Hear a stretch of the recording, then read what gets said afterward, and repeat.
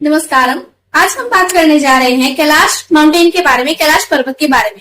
अब ये जो पर्वत है, ये जो माउंटेन है, वो सी लेवल से जो है 23,000 फीट ऊंचाई पर बना हुआ है। और इसकी एक खास बात है कि one of the most coldest mountain माना गया वर्ल्ड के अंदर। अब इस माउंटेन की जो खास बात है वो ये है कि ये केवल हिंदू धर्म में ही नहीं बल्कि जैनिज्म, बुद्धिज्म और बौद्धन कम्युनिटी में भी जो है बहुत ही मान्यता रखता है। इस माउंटेन से रिलेटेड एक बात है कि हिंदुइज्म में ये बिलीव किया गया है कि जो लॉर्ड शिवा है, भगवान शिव है, वो इस माउंटेन पर, कैलाश माउंटेन पर रिसाइड किया करते हैं, रहा करते हैं अपनी पत्नी माता पार्वती और अपने दो बच्चे Lord Ganesha and Lord Kartikeya के साथ। अब हिंदुइज्म में ऐसा बिलीव भी है कि जो माउंट कैलाश है, यानी कि कैलाश पर्वत जो है उसे हम माउंट मेरू भी कह सकते हैं, मेरू पर्वत भी कहते हैं, जस्ट बिकॉज लोगों का यानी कि हिंदुइज्म में ऐसा मानना है कि ये जो माउंटेन है ये स्टेयरवे टू हेवन है, यानी कि ये जो है हमें सीधा स्वर्ग तक का रास्ता दिखाता है। अब इसी मान्यता की वजह से क्या है, लोग इसे चढ़ने की कोशिश करते हैं बट चढ़ नहीं पाते हैं। ठीक है। और हेवन क्या है? हेवन है वो जगह है जहां पर हमारे देवी देवता जो हैं वो रिसाइड किया करते हैं, रहा करते हैं।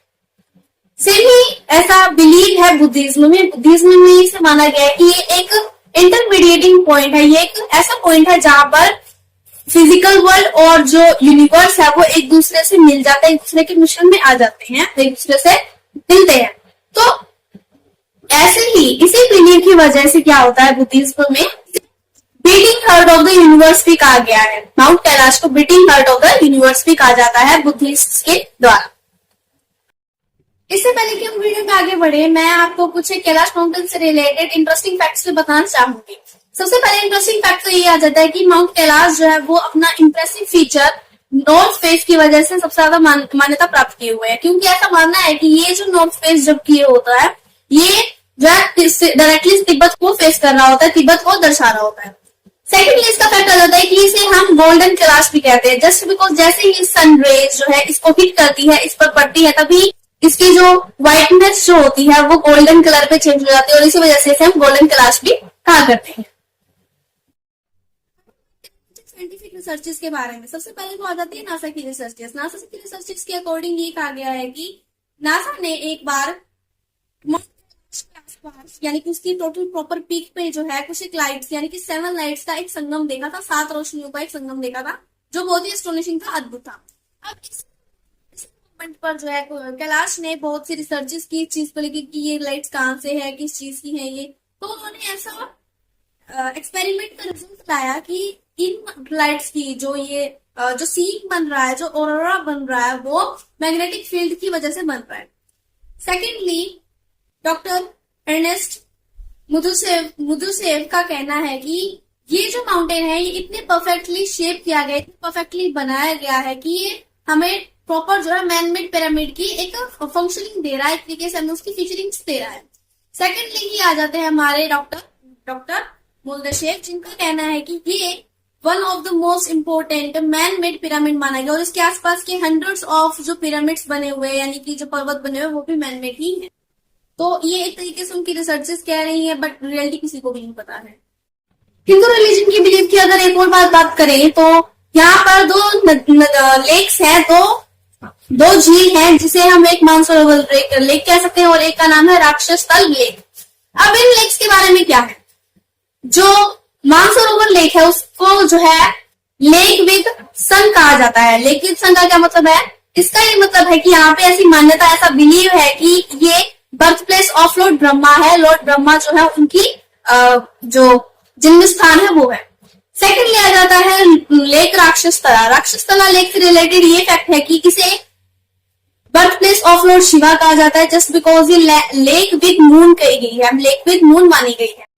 अब अगर हिंदू धर्म के कुछ और एक और बिलीफ की बात करें तो एक और बिलीफ ये कहता है कि यहाँ पर माउंट कैलाश के अंडरग्राउंड 2 नगरी हैं, 2 टाउन्स हैं, जिन्हें हम, एक का नाम है संभाला और दूसरे का नाम है अगरथा। अब संभाला जो नगरी है उसे एक किंगडम के रूप में माना गया है, जो कि अंडरग्राउंड है, जहाँ पे इटर्नल पीस की प्राप्ति होती है, यानी कि हम जो है परम सुकून जो है प्राप्त कर सकते हैं।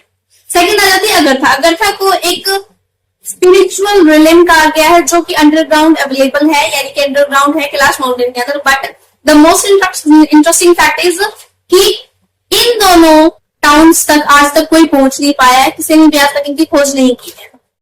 अब अगर एक और बिलीफ की बात करें तो वो ये है कि ऐसा माना जाता है कि जब माता सती ने अपना देह त्याग किया था, तब उनका राइट हैंड जो है फॉल होके यहाँ पे कैलाश माउंटेन के आसपास ही कहीं गिर गया था। ऐसे में जो है उनकी ही एक फॉर्म जो है दाक्षायणी जो है यहाँ पर प्रकट हुई थी, और यहाँ पर उन्होंने एक शक्तिपीठ की फॉर्मेशन की।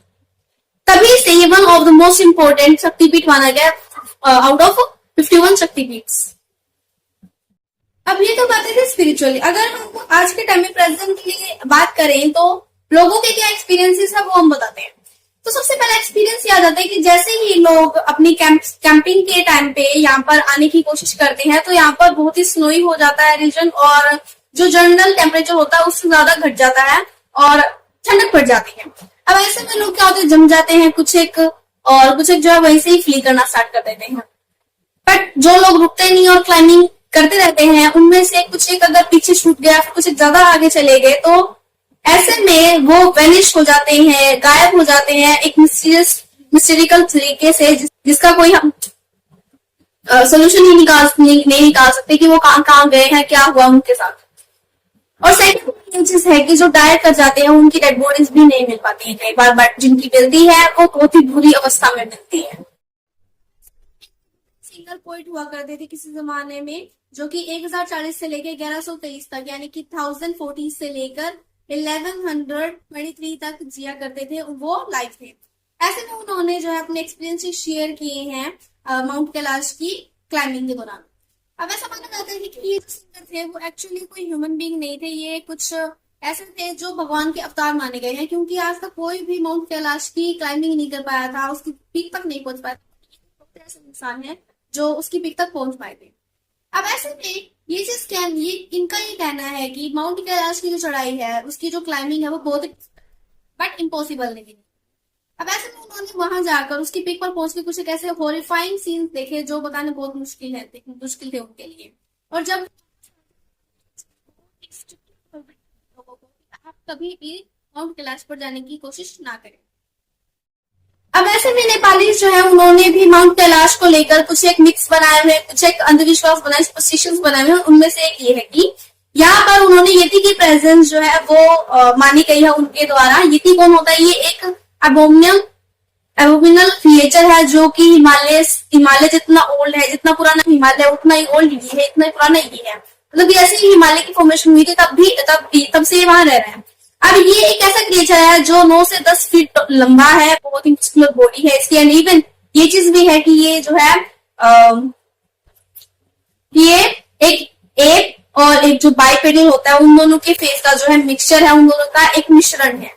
अब ऐसे में इसके बारे में ये चीज की गई है कि ये जो है वहां पर मौजूद मोसिस, फ्रॉग्स और कुछ एक जो बीटल्स और जो अदर क्रिएचर्स होते हैं स्मॉलर, इससे उनको खाया करता है।